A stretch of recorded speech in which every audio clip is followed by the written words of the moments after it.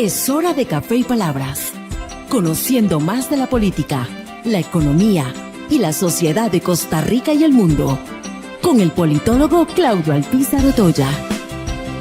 Escuche Café y Palabras de lunes a viernes, porque la política sí importa.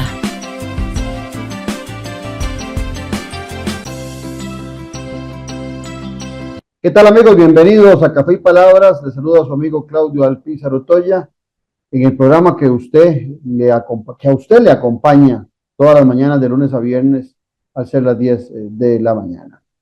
Nos puede encontrar en nuestro canal en YouTube, donde usted se puede también inscribir, se puede suscribir para estar recibiendo notificaciones de nuestros programas. También nos puede ver en el Facebook Live de Claudio Alpizar y también en Café y Palabras. De la misma forma, nos puede sintonizar a través de la radio de Tica Visión, Radio Digital, y de Tica Visión Televisión, que tiene señal en Liberty y también en Telecable. Hoy vamos a conversar con Alejandro Barahona Kruger, el politólogo y analista internacional, con quien vamos a tener una conversación más que interesante sobre el acontecer político de nuestra nación y, si nos da tiempo, también de lo que sucede en el mundo. Pero antes de hablar con Alejandro, así pienso. Así pienso, con Claudio Alpizar. Recientemente salió una encuesta de Indespo, de la Universidad Nacional, que me llamó la atención en varios ítems que desarrolla. Por ejemplo, me llama la atención que de lo más mal calificado que sale el gobierno, sale en el tema de seguridad. Pero el mismo encuestado le pone una calificación regular, que es la mejor de todo el gabinete, al ministro de Seguridad. Por otro lado, hay quejas en cuanto a la calidad de la educación, pero también ponen en una buena valoración a la ministra de Educación. O sea, no hay consistencia en el ciudadano costarricense. Y así hay otros temas. Eso me lleva a pensar que en muchas ocasiones el entrevistado, el encuestado, contesta sin mayor conocimiento, y eso deja muy mal al ciudadano costarricense. O sea, si un costarricense, si la mayoría de los costarricenses no están de acuerdo con lo que pasa en seguridad, la lógica indica que también la valoración de quienes están encargados de la seguridad debería ser similar. Si en el caso de la educación consideran que hay avances, o en el caso de la infraestructura, pues el aprecio que deberían tener sobre quienes están desarrollando esa actividad también debería ser concordante con lo que plantearon en estos ítems. Lo que no hay la menor duda es que hay una crítica situación que empieza a padecer la actual administración del presidente Rodrigo Chávez. Mañana vamos a estar analizando con Carlos Carranza el tema de esta encuesta, pero no hay la menor duda que en el marco de lo que estamos viviendo en Costa Rica, el ciudadano se aleja de un verdadero análisis de la situación costarricense. Seguramente porque en el devenir de lo ordinario, de lo que hace todos los días, sus preocupaciones son mayores que ponerle atención a la política nacional. Pero no olvidemos que la política se importa y que las decisiones políticas son fundamentales en ese quehacer diario nuestro, aunque pensemos que no nos afecta. Estamos en Café y Palabras porque la política sí importa. En breve volvemos con Café y Palabras, con Claudio Alpizar. Disfruta de la aventura en familia con tu nuevo MG RX8, el SUV más grande para 7 pasajeros. En la ciudad, la playa o la montaña, Costa Rica es para disfrutarla con el más grande, con el MG RX8, con tracción 4x4, 6 modos para manejo, un gran espacio interior y la tecnología de vanguardia para disfrutar en familia del confort en cualquier terreno. Descubrí el nuevo MG RX8 desde $698 al mes en nuestras sucursales de La Uruca, Curridabat, Multiplaza Escazú o en www.mg.cr. Aplican restricciones. ¿Quieres publicar un libro? Somos expertos en acompañar escritores. Libros impresos y digitales en Amazon.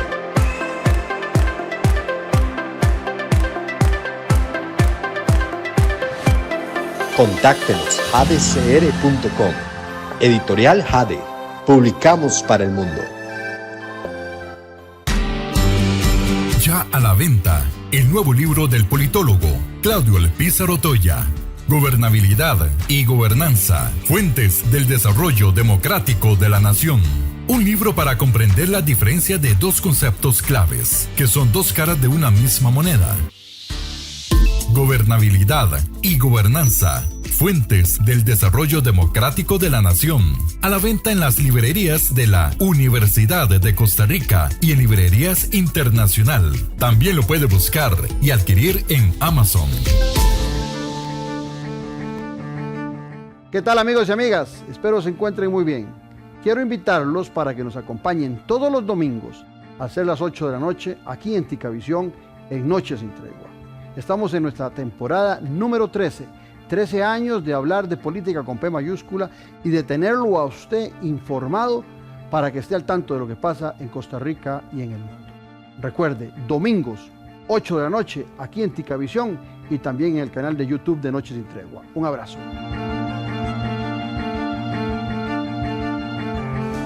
Estamos de vuelta en Café y Palabras con el politólogo Claudio Alpizar. Como les prometimos, aquí está con nosotros Alejandro Aravena Kruger, politólogo, reconocido investigador, además de eso, también con una gran expertise sobre lo que sucede en el mundo por ser también graduado en el tema de relaciones internacionales. Alejandro, siempre es un gustazo contar con tu presencia aquí en Café y Palabras.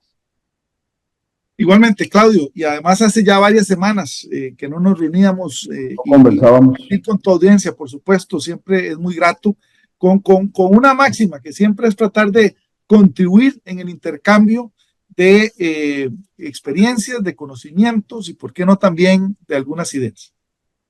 Alejandro, ¿cómo percibís vos actualmente la situación política del país?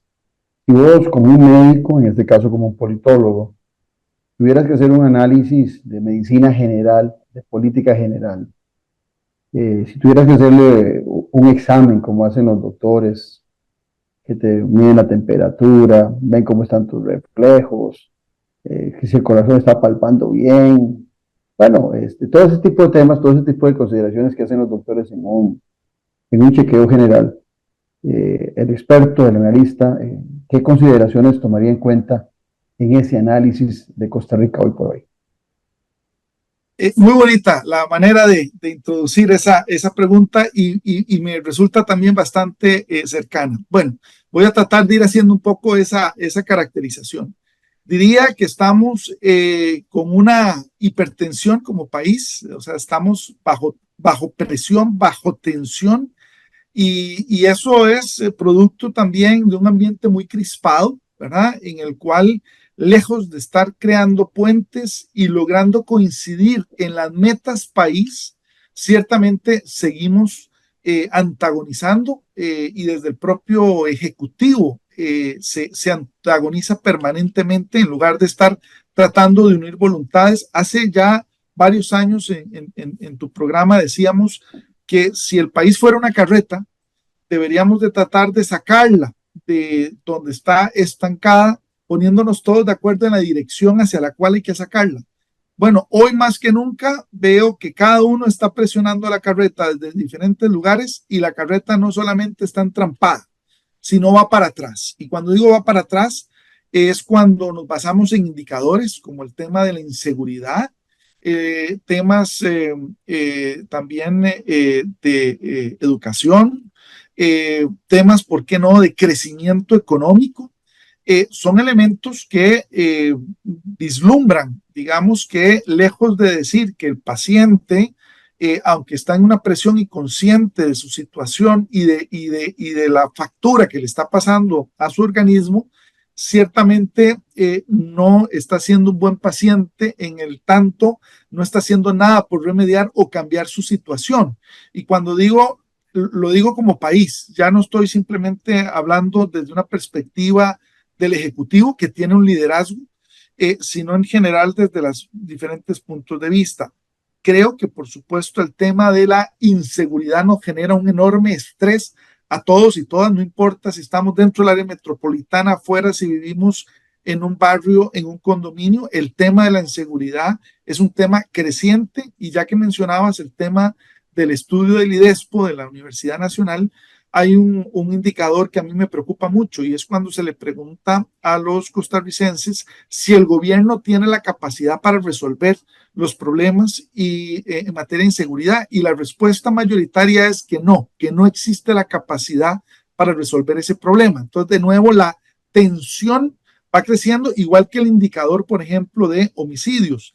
En materia, por ejemplo, de costo de vida, donde ciertamente no solamente tenemos que verlo en términos internos, cuando digo internos es de nuestro bolsillo, nuestro ingreso en colones, sino en términos también de cómo nos ven desde afuera, no solo los turistas, sino los productos que producimos en Costa Rica y los servicios también, precisamente por el fortalecimiento del colón frente al dólar, lo cual es muy inusual en este contexto internacional, están haciendo que nuestros productos se vean más caros.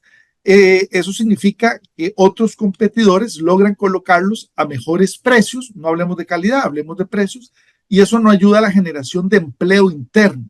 Entonces, ciertamente nos estamos viendo como un país caro y cada vez más caro en el tanto el colón se fortalezca. Yo sé que hay algunos sectores económicos que a nivel interno pueden ver algunos beneficios, pero hay otros que no. Y en general ya hay estadísticas de los organismos internacionales de que las proyecciones de crecimiento este y el próximo año van a tender a irse reduciendo, igual que la generación de empleo, que sigue siendo un desafío.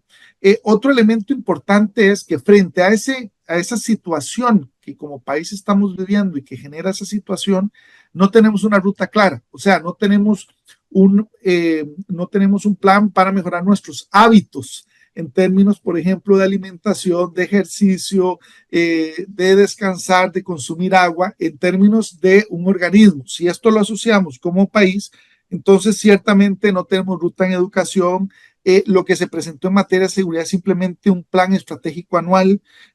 Seguimos sin planes, por ejemplo, en sectores como vivienda, niñez, personas con discapacidad, adultos mayores, cultura. Entonces, claro, al no tener una ruta, tampoco los sectores pueden descifrar hacia dónde podrían aportar empujando la carreta en una dirección. Ciertamente los recortes presupuestarios, digamos, con precedentes muy negativos para los sectores sociales, realmente están implicando un retroceso en estos sectores, y a mí me preocupa mucho, saliendo de una pandemia donde hubo un retroceso de indicadores que, en lugar de procurar recuperarlos, al estar recortando, los estamos comprometiendo. Y cuando digo eso, los estamos comprometiendo para todos sectores, desde los más jóvenes a nivel de escuela hasta los adultos mayores que requieren los servicios más continuamente en la seguridad social. Solo por mencionar dos muy puntuales ejemplos.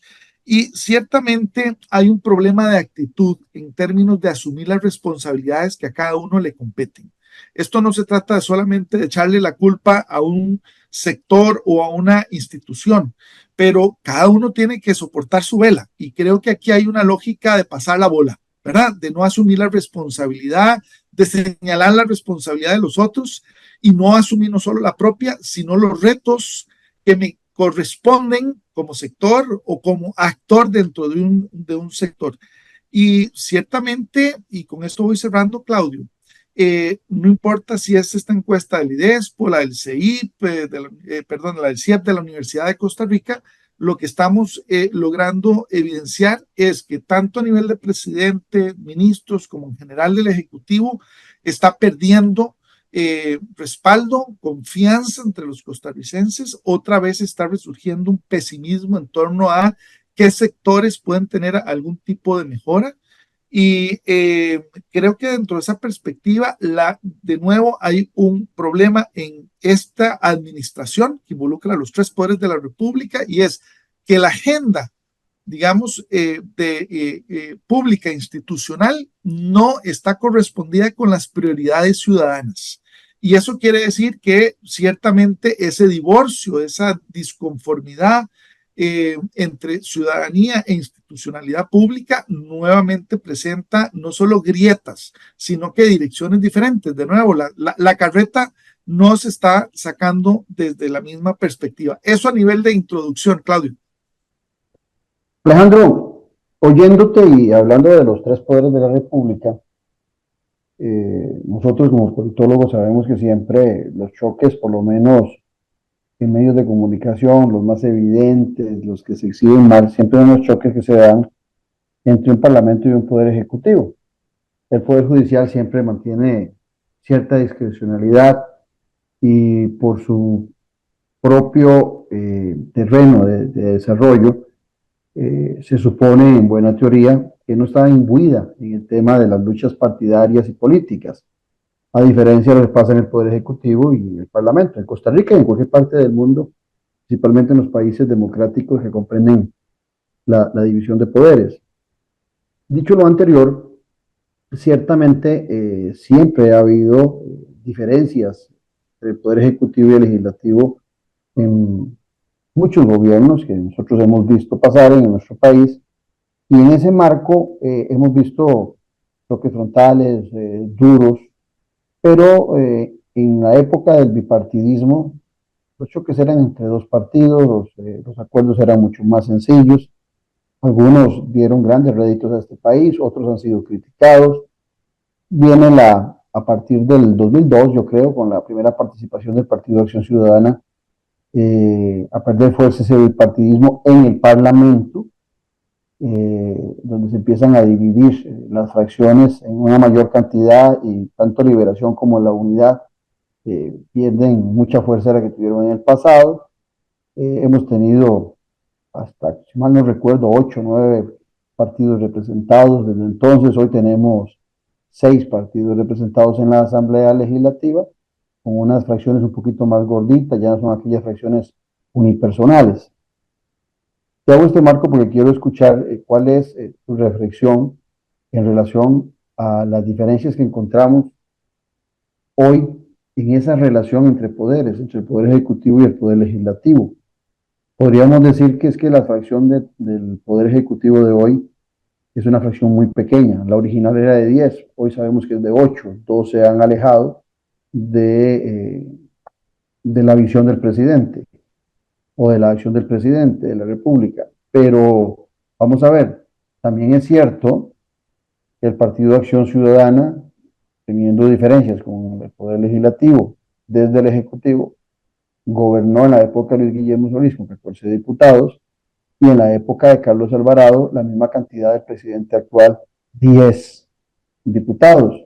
¿Por qué se le ha complicado más al actual presidente esa relación con la Asamblea Legislativa?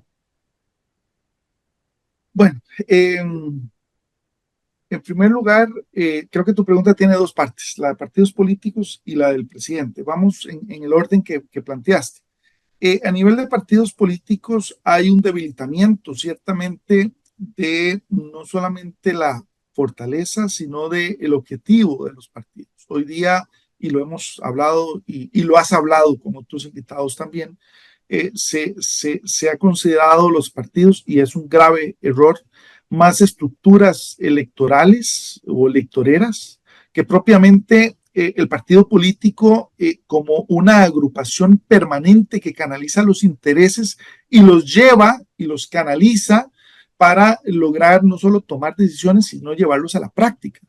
Y estos intereses tienen que ser de muy diversos sectores. Eso hoy día yo creo que ni el partido más longevo realmente lo mantiene. Hablo, por ejemplo, a nivel de los mismos comités o directorios, los sectores, sean juventud, empresarios, profesionales, ambientalistas. Hoy día es difícil poder identificar liderazgos internos dentro de los partidos que estén sacando la tarea o que ni siquiera la estén asumiendo.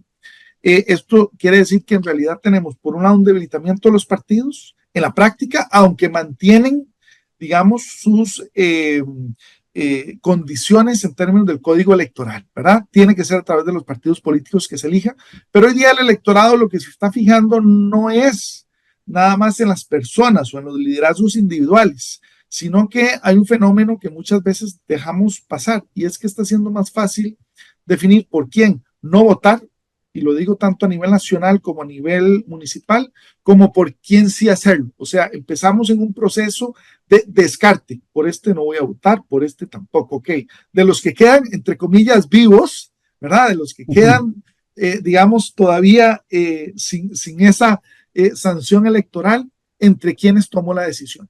Y esto significa que más allá de votar a favor de un candidato y de una propuesta, estamos votando en contra de un candidato y su propuesta. Nos estamos volviendo en ese sentido una democracia electoral negativa, ¿verdad?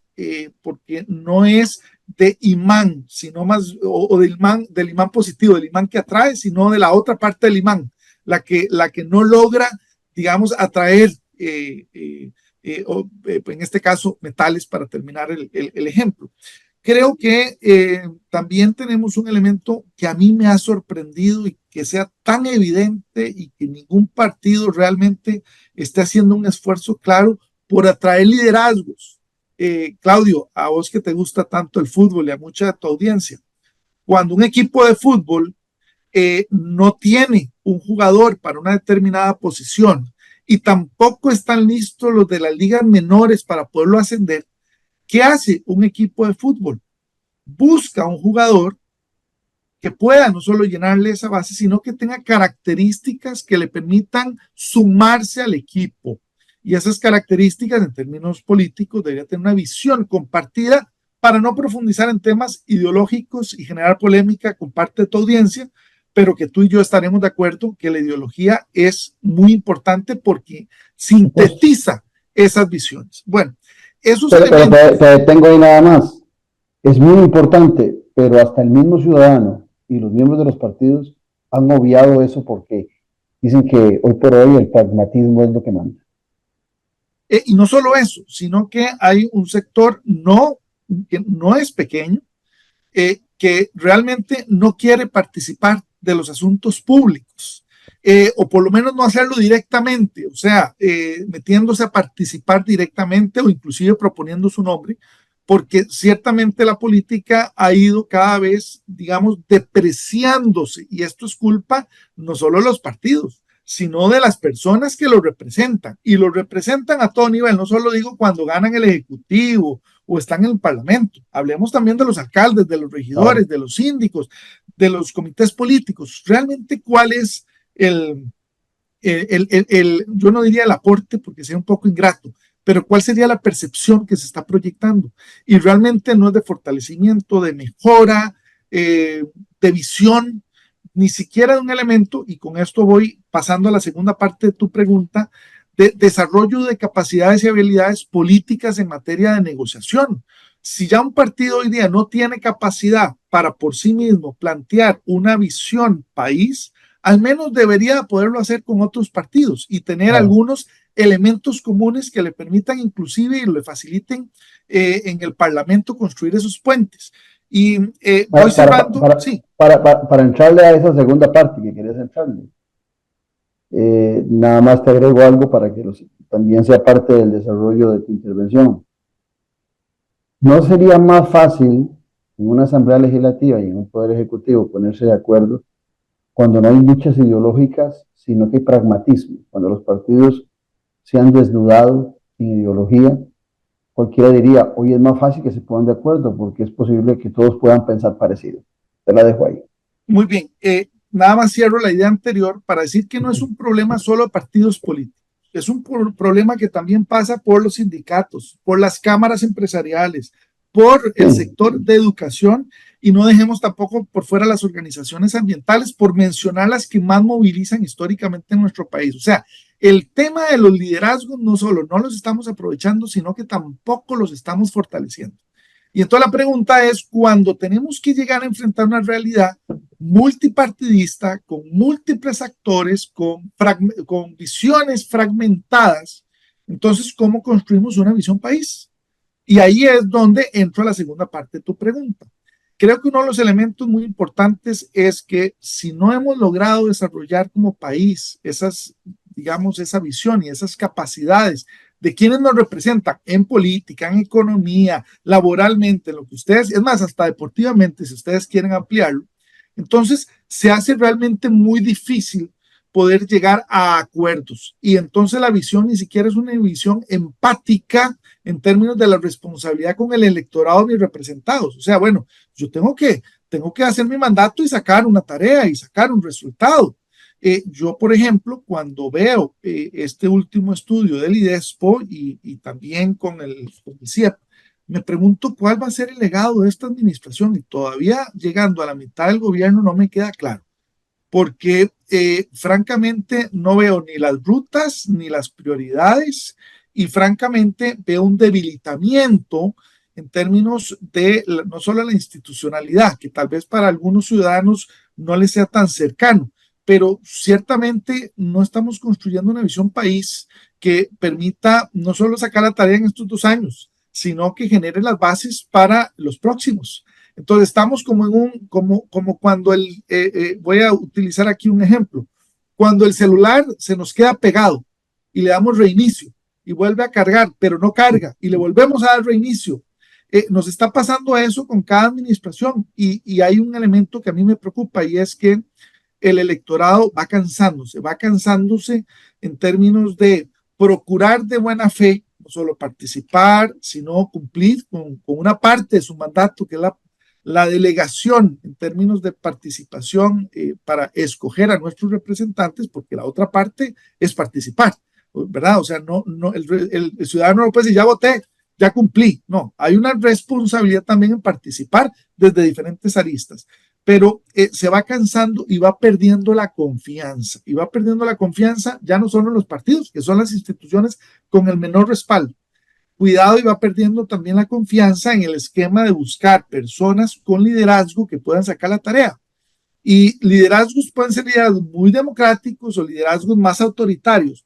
Cualquiera de las dos fórmulas no nos está logrando los resultados que como sociedad estamos pidiendo. ¿Y cuáles son los resultados? Las prioridades ciudadanas. Simplemente, yo no me voy a poner aquí a arrojar cuáles deberían ser las prioridades. No, parto del hecho de lo que la mayoría está manifestando a través de los estudios de opinión es la preocupación. Y hoy día más del 60% del electorado está, o de los costarricenses, para no hablar solamente del electorado, está planteando temas de inseguridad, lucha contra el narcotráfico, lavado, enfrentamiento a la corrupción, o al menos su reducción. Y en esos elementos, según IDESPO, el costarricense no tiene, digamos, buen presagio de que esta administración saque la tarea. El otro elemento, costo de la vida, trabajo, pobreza, son elementos que, aunque preocupan a una tercera parte de la población, y que ahí sí, esa parte del electorado cree que el gobierno puede sacar la tarea, la verdad es que según los indicadores no la está sacando, o por lo menos no la está sacando de manera equilibrada, cuidando la generación de empleo también, porque recordemos que el discurso del gobierno de que redujo el desempleo simplemente porque muchas personas dejaron de buscar empleo, no porque lograron ocuparse o lograron... La base bajó. Entonces la base Alejandro, está buscando empleo bajó, y ese es un elemento, perdón, nada más cierro con esto, que a mí me preocupa, porque ya en algún momento decíamos, Claudio, que si no se tomaba en cuenta esto, podría llegarse a un escenario en el que cada vez los costarricenses estuvieran más dispuestos a líderes autoritarios. Bueno, la pregunta es ¿qué sigue también? Ahí es donde quería detenerme un momento, porque yo creo que se nos va a hacer corto el tiempo, porque siempre con vos es muy interesante la conversación, porque aparte de los temas que nos habíamos planteado surgen otros, entonces por eso se nos va a hacer corta la hora. Vos decías que estamos en un momento donde es posible que al terminar el gobierno hay un golpe para la institucionalidad. Yo creo que el golpe va a venir en el descrédito que ha promovido Casa Presidencial, sobre todo a la institucionalidad, porque la institucionalidad más bien ha demostrado ser tan fuerte que con un discurso tan agresivo del presidente Chávez y con alguna gente que no comprende cómo funciona el Estado costarricense y está de acuerdo con el autoritarismo, también es cierto que tampoco le ha funcionado al presidente el autoritarismo, porque estando en el marco de una democracia institucionalizada, reconocida a nivel internacional, una democracia plena, como se llama ese concepto, Bueno, al presidente no le ha funcionado esa manera de gestionar políticamente el gobierno. Y te agrego un elemento para oír también tu comentario. Parecía que todo estaba listo para el 1 de mayo. Daba la impresión de que el Poder Ejecutivo, aún con solo 8 diputados que se volvían importantes para tomar la decisión de a quién beneficiar con esos 8, para que la matemática le diera al candidato electo para ser presidente de la Asamblea Legislativa, parecía que un viernes de semanas pasadas todo estaba bien relacionado. El presidente sale en una actividad en Limón y por su boca muere el pez, por hablar más de la cuenta contra diputados y contra la gente de la Asamblea Legislativa, arruinó ese acuerdo que tenía. Hoy parece que hizo también revivir la candidatura de Rodrigo Arias como posible presidente en el tercer periodo, que don Rodrigo Arias ya ha dicho que no quiere contar con los votos oficialistas, o sea, los 2 años anteriores contó con el voto oficialista, ahora ahora lo rechaza Rodrigo Arias. Esto podría generar más choques en un tercer año del Ejecutivo con el Legislativo, o por lo menos diferencias, o por lo menos poca injerencia del Poder Ejecutivo en la agenda legislativa, cuando el presidente en algún momento parecía que podía gestionar mejor esa relación entre la Asamblea Legislativa. Y ahora rompe con aquella que apoyó por 2 años consecutivos él y su jefa de fracción Pilar Cisneros, como fue Rodrigo Arias, y ahora es posible que Rodrigo Arias vuelva a ser presidente, ya sin los votos oficialistas y ya sin ningún acuerdo con el Ejecutivo. Entonces vuelvo a la pregunta que te hacía antes. ¿Por qué se le ha complicado tanto al presidente esa relación con la Asamblea Legislativa? ¿Por qué la jefa de fracción no ha podido llevar buenas aguas? ¿Por qué la ministra de la Presidencia, Natalia Díaz, no ha podido tener una buena relación con la Asamblea Legislativa? Y las consecuencias que eso tiene. Porque a veces la gente es muy injusta cuando dice es que la Asamblea Legislativa no deja gobernar al presidente. Yo creo que es un desconocimiento. Creo que es que el mismo presidente en ocasiones hace tales zafarranchos que él mismo es el que provoca el no poder tener una buena relación con el Parlamento. Bueno, respondiendo así muy directamente tu pregunta. Lo primero es su falta de conocimiento, no solamente en términos de la institucionalidad, sino del marco jurídico costarricense que juró respetar y hacer cumplir. Y esto parte desde la Constitución, los códigos, las leyes, los reglamentos, etcétera. Y esto, y no se nos olviden los acuerdos internacionales también. Hay un elemento de conocimiento, y lo digo porque inclusive con sus conferencias de prensa lo ha dejado patente. El segundo elemento creo que es su incapacidad en términos de negociar, llegar a acuerdos e implementar esos acuerdos. No se trata de reunirse, tomarse la foto y él hablar y que los demás lo escuchen. Ahí en política se dice que la habilidad más difícil de desarrollar es aprender a escuchar y escuchar de manera activa. La segunda es poder, desde el punto de vista del pragmatismo político al que vos te referías, poder identificar los extremos que no se van a poder hacer, ni en un extremo ni en el otro, para poder definir cuál es el margen real para implementar acuerdos, alcanzar los acuerdos e implementarlos. Y la última es que cuando se implementan los acuerdos implica que van cambiando el contexto y hay que ir haciendo algunos ajustes que implica nuevamente negociar. Eso no solamente el presidente y lastimosamente hay que decirlo de manera contundente, no lo ha demostrado aún y tengo dudas que esté haciendo la tarea para aprenderlo, lo cual significa que pagamos los platos rotos de ellos los costarricenses. Pero el otro elemento es que su ministra de la Presidencia tampoco realmente ayuda en ese contexto, no porque no pueda o sirva de vínculo con las fracciones, sino porque los acuerdos a los que ella llega con las fracciones, cuando le toca al presidente reconocerlos, implementarlos, no es así. Entonces las fracciones entran en desconfianza con la propia ministra de la Presidencia, que ha asumido la mitad de la tarea. que es un poco esa, digamos, ese diálogo permanente con la Asamblea. La otra mitad, que la parte de la vocería, no la ha asumido y la ha delegado en el ministro de Comunicación, probablemente siguiendo instrucciones del presidente, pero que tampoco es una persona, no es un comunicador, ni tampoco es una persona versada en política. Me refiero al ministro de Comunicación. Sí, entiendo que su formación base es como internacionalista y tampoco es que se ha dedicado realmente a esa área. Entonces, de nuevo, el tema de conocimiento, habilidades y capacidades sale a flote. Pero hay otro elemento también importante, es que hay que entender que el manejo político no se hace en una sola dimensión, ejecutivo con las fracciones. También tiene que coordinarse con su propia fracción, que aunque sea pequeña, se han visto enormes contradicciones, ¿verdad? De repente él critica a la Asamblea Legislativa por un acuerdo en el cual participó su propia fracción. Uno dice, bueno, ¿aquí qué pasó?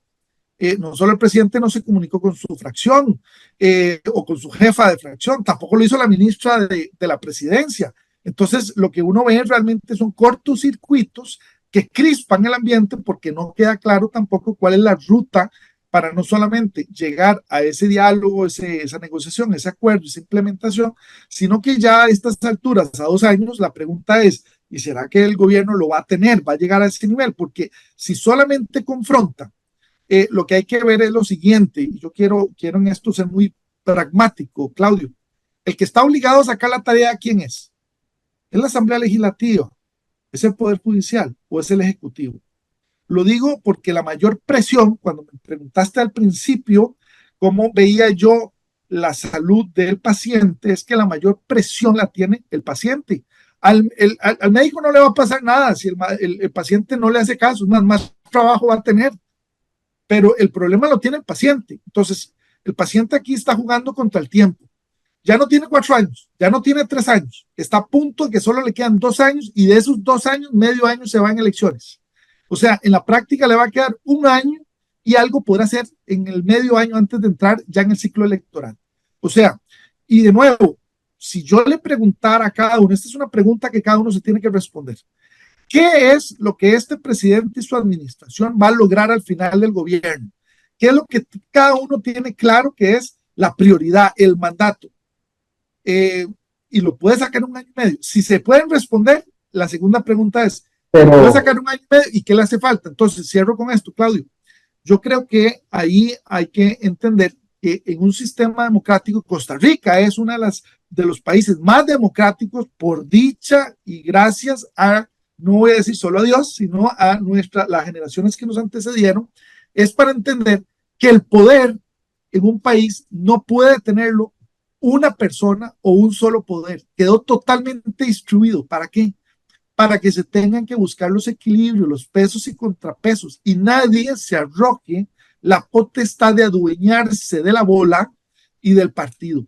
Y yo creo que ahí es un elemento importante de poder entender, porque no se trata de a estas alturas seguir en campaña señalando o endilgando responsabilidades. Ya esa etapa pasó y ya hace bastante tiempo. O sea, el presidente no es un candidato extendido durante el proceso electoral. El presidente tiene que resolver los problemas pero que Alejandro, se metió con la ciudadanía. Y ahí es donde yo me quedo preguntándome, por ejemplo, si el principal promesa de campaña de bajar el costo de la vida, los costarricenses a mitad de la administración lo están percibiendo. Es que ahí es donde quiero llegar. Y mañana se lo voy a preguntar a Carlos Carranza, que es parte de la Universidad Nacional, sobre este informe de IDESPO, porque hay contradicciones. Vos decías, nos ponías a los ciudadanos a pensar qué le va a dejar este gobierno, una pregunta, y qué de nuestro alrededor, de nuestra vida ha cambiado. Pero vamos a ver, cuando yo veo las respuestas del IDESPO tan contradictorias, en donde cuando le preguntan por las cosas que ha hecho el gobierno, dicen que infraestructura, cuando no es cierto, la infraestructura que se está desarrollando viene de otros gobiernos y es mínima. Más bien los expertos han dicho de que se detuvo todo el desarrollo de carreteras como la de Limón, como Limonal, Cañas, la de San Carlos, la de San Ramón, San José, el desarrollo de Cartago. Entonces yo digo, ese ciudadano al que vos le estás preguntando tendrá los elementos tangibles aparte de la vivencia en su casa para saber si le alcanza el salario, si le alcanza para pagar los servicios públicos. Vemos que la electricidad ha subido enormemente, va a subir muchísimo por el tema de las sequías. Vemos que hay problemas del agua en el abastecimiento en muchas comunidades no acostumbradas a que les falte el agua. O sea, la gestión de gobierno tiene muchas críticas y aún así el presidente mantiene, digamos que una aceptación que ha venido a la caída, sí, pero en las encuestas mantiene una aceptación en sectores populares, según esta encuesta, de bajo nivel educacional y de bajo ingreso económico. Entonces, la pregunta es, ¿sobre qué esta gente sigue apegada a una gestión que no le está generando cambios ni beneficios? ¿O es que es tanta la rabia, es tan maltratado el hígado del ciudadano con la clase política que solo el discurso del presidente Rodrigo Chávez, atacando a los otros partidos políticos, principalmente los tradicionales, va a ser suficiente para que el ciudadano le siga beneficiando bondadosamente en las encuestas? Yo te voy a responder de una manera muy directa. El estilo confrontativo del presidente representa a un sector del electorado que está cansado y que con cierta rabia espera que las instituciones reaccionen. Creo que ahí hay un elemento empático que se explica especialmente no solo en los sectores menos educados, sino con menores ingresos. O sea, hay un sector importante que dice, mire, el diálogo que usted habla, la negociación, eso se ha procurado desde hace muchas administraciones y nos ha ido cada vez estrujando más. Quizás aquí ya llega un cierto momento en que la reacción de la gente ya es irse, y voy a utilizar un concepto muy tico, encachimbando, encabronando, enojándose, molestándose, y en eso el estilo, más que el discurso de fondo, el estilo del presidente puede ser que sea el que haga, digamos, por un estilo empatía, más, pero lastimosamente el discurso no está ayudando a sacar la tarea, que es la contradicción, creo yo. ¿Y le aguantará el discurso los 4 años? No, yo creo que no. Yo creo que por eso cada vez va perdiendo más, porque la gente, aunque los costarricenses seamos pura vida y tratemos de tener una esperanza y una fe, tenemos un cronómetro que da 4 años y vamos viendo el partido, ¿verdad? Es como cuando el partido ya uno va al medio tiempo y dice, bueno, ya se cumplieron los 3 minutos adicionales, ya, que pite para que se vaya al medio tiempo. Y aquí no hay tiempos extras. Y no hay tiempos extras. Ni reposición. Y tampoco pareciera que va a haber partido revancha. Entonces, desde esa perspectiva, ciertamente los sectores, no solo más educados, sino también que tienen un poco más de margen económico, son los que más rápidamente están perdiendo confianza o lo han ido perdiendo, y esto probablemente en el próximo año, porque ya hablemoslo claramente, en mayo del 2025 ya la gente va a estar pensando en febrero del 2026, ¿verdad? Entonces ya ahí el cronómetro lo va a sentir mucho más rápido la administración. Y yo también creo que ahí me gustaría sumarte algo que planteaste y que tal vez no he respondido, que es el 1 de mayo. Yo creo que hay 2 maneras de abordar el 1 de mayo. Una es en términos de la persona que continuará como presidente, y no solamente hay que centrar la atención en la presidencia, ¿verdad? También están los otros puestos del directorio, que sabemos será compartido. Esa ya es una realidad que llegó para quedarse, hasta por lo menos que no cambie un poco el comportamiento del electorado. Pero la segunda es la agenda. Y yo estoy un poco más concentrado en la agenda, porque si el Ejecutivo realmente no tiene una agenda tan clara y tan empática para efectos de los costarricenses, especialmente los más humildes, la segunda institución a la que vamos a volver los ojos es a la Asamblea Legislativa.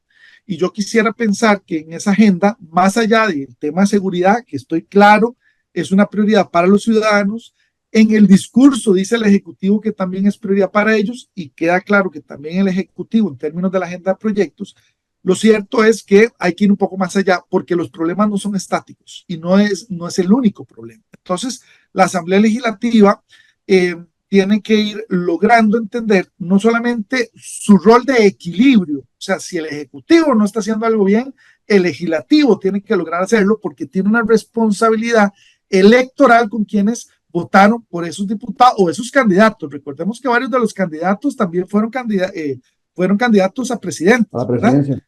Entonces, y que probablemente lo van a querer ser también. Entonces, ahí hay una responsabilidad frente al electorado en campaña donde no pueden decir, bueno, es que como el Ejecutivo no lideró, entonces nosotros no pudimos sacar la tarea. No, el cuestionamiento va a ser, y usted como diputado, especialmente porque fueron en la doble postulación, ¿qué hizo? ¿Dónde estuvo la diferencia? ¿Okay? Y aquí yo diría que el papel no debe ser nada más de, digamos, esos líderes, sino de nuevo la fracción y el apoyo de los partidos. Y los partidos se van a esperar hasta que se abran los procesos electorales, otra vez cometen un grave error donde entrarán en desventaja al próximo proceso electoral. O sea, ya ahora todos los partidos debieron hacer la evaluación de lo que fueron las municipales y estar planteando efectivamente cuál es no solamente la propuesta, sino la conformación de equipos que tienen que tener, ojalá, entre 1 año y máximo 6 meses antes ya una propuesta, y no una propuesta solo discursiva, sino con equipos conformados capaces de asumir esos temas y esos debates también, Claudio.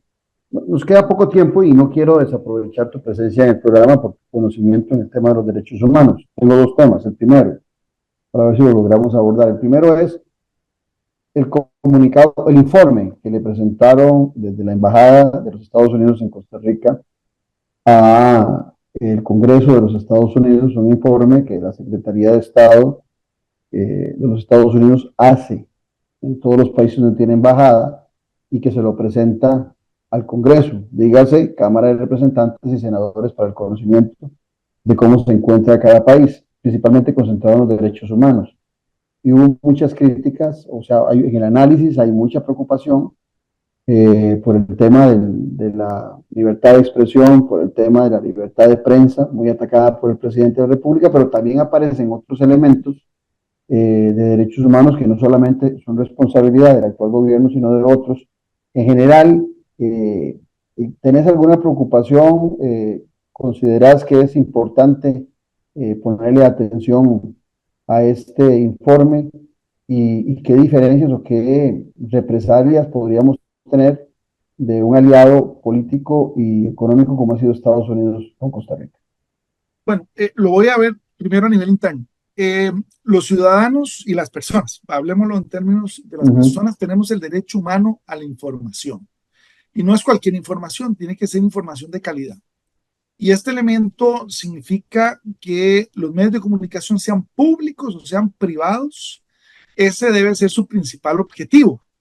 Ciertamente hay que reconocer que como medios también tienen sus propios intereses, ¿verdad? Medios oficiales promover un poco lo que cada administración hace. Ojalá no caer en publicidad política, ¿verdad? Y medios privados que pueden tener posturas críticas o a favor, pero donde no puede estar el interés